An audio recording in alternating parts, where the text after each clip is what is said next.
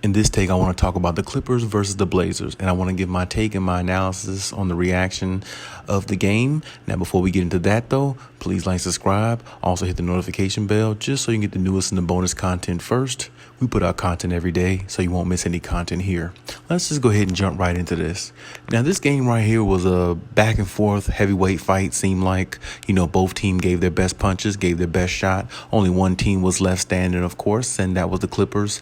I mean, it was definitely a game of ebbs and flows, and it was kind of going back and forth momentum wise. It was good to see Kawhi Leonard, show his face, or the camera show his face, and them talk about Kawhi and him possibly, being up on his rehab and doing a lot more mobile things on the court, more than what a lot of people might have expected, and that's definitely encouraging to see and hear about Kawhi Leonard and things like that. But this game itself was definitely a really good game.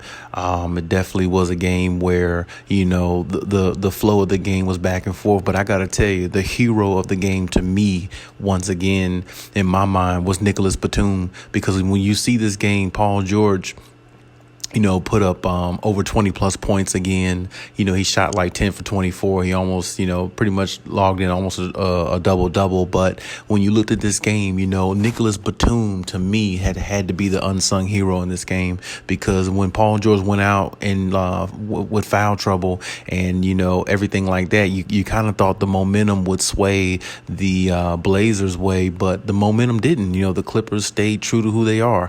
The ball movement was crisp. It was sharp. And, I actually liked the ball movement a little bit more when Paul George got out the game, because they were more reliant on each other, one another, to make big shots and to rely on each other's offense to execute plays. Even when Portland was trying to make a run, Damian Lillard was starting to get hot a little bit, maybe a little bit hot and cold, back and forth. CJ McCollum didn't have the biggest of games. They got a big contribution from Norman Powell, which I thought that was really big, for the Blazers. Shout out to them. Shout out to Chauncey Billups for having this team ready to go every night, but they're just not talented enough, to beat a lot of these elite teams or good teams in the NBA, right now. So it's really good to see that the Clippers found a way to prevail.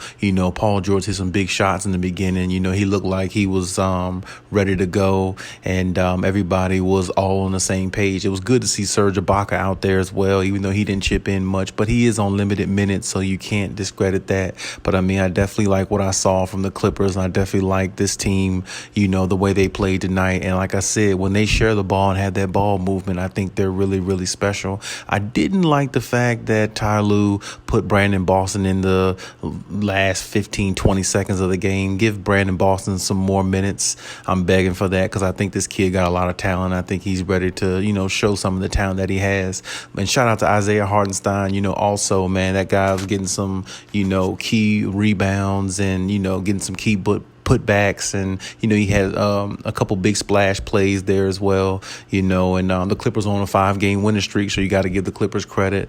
Paul George didn't have the most outstanding scoring game, but I mean, hey, it was a collective effort. I mean, Reggie Jackson was in double figures. Nicolas Batum, I think Reggie Jackson was actually at one point he was the leading scorer of the game. He had like 23 points, and it was definitely a good sighting to see where everybody was kind of chipping in and playing their game. And the Clippers made some good defensive plays as well, so I don't want to discredit that. And they kind of neutralized Damian Lillard in some ways, and CJ McCollum as well, so they kind of stopped a lot of the run that the Blazers would be making, or would have made, if the Clippers defense didn't step up at times in the game and made certain plays. But I definitely think that once again, I said Nicolas Batum is the unsung hero, man, because even though Paul George gets the credit because he is the number one guy right now due to the fact that Kawhi Leonard's out, but to me, they won this game because of Nicolas Batum. You may have a difference of opinion, but man, that guy hit some big shots. And I've said here lately, a couple videos ago, you got to find a way to keep Nicolas Batum in that starting lineup at all times. If they lose Nicolas Batum, if they lose his presence, if they lose his versatility, his defense on both ends of the floor, the Clippers will not be this good of a team. They would not be on a 5-game winning streak. And that's just the way it is, because he's one of those players that are, you know, that you can't really replace. To me, he's one of those role players that come in the game, or that plays the game with a certain level of basketball IQ that a lot of players don't have. And his length and his versatility makes the Clippers more of a weapon, just having, you know, players like him ready to lock and load and shoot from three, and make teams pay from the 3-point line with his offense. And, you know, you add Reggie Jackson from, you know, with breaking down a defense the way he's able to do so and getting to the teeth of a defense, you know, it was really good to see. And also got to give a little credit to Eric Bledsoe. He came in for, you know, light minutes, but at the same time, you know, he made some really good passes. And, he made some plays where it looked like, you know, he can fit in with this team if he's able to come in and make plays like that and don't turn the ball over as much.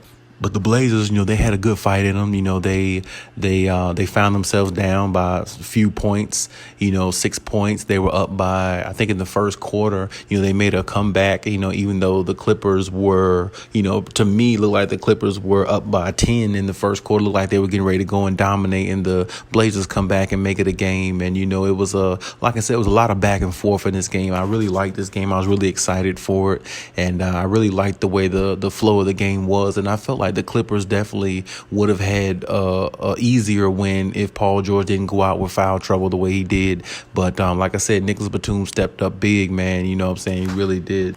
Yeah, I mean, like I said, he really stepped up big to me with 22 points. I mean, Reggie Jackson had, I think, 23 points. Paul George had 24 points. And Isaiah Hartenstein, shout out to him as well. You know, he had, I think, 14 points off the bench. You know, Zubac had 11 and 7. I mean, you really had contributions from different sides of, different players, and different contributions from different players on the floor. And it was really a collective effort type win for the team. And it's good to see that. You know, you don't want to see a team always have a superstar score 40 points just for them to win. You want balanced basketball. And the way the Clippers played, they played really balanced. And, they had a lot of adversity in the game where it looked like, you know, the Blazers would take the momentum from them, but they just kept, you know, making plays and executing plays at a high level, and that got them the victory. And, you know, that's just the way the Clippers are going to have to play the whole season. They're going to have to play collective. It can't be Paul George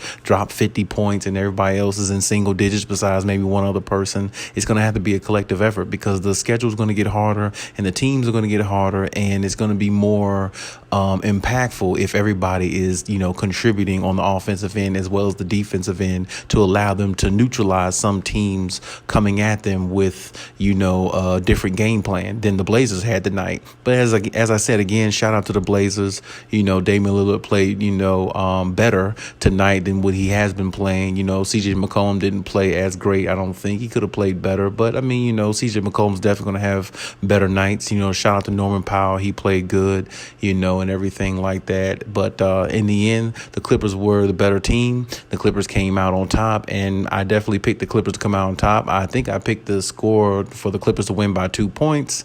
But, of course, you know, it didn't come out exactly like that. But it did come out to the way I said in regards to the winning, and the Clippers won the game, and that's all that matters. So moving on to the next, Clippers got a 5-game win streak. I hope they can ride that and keep going and build more chemistry and, build something with this team that they didn't even have last year, which is more chemistry, more camaraderie, and get their main guy, Kawhi Leonard, back so they can go ahead and make a run for a championship.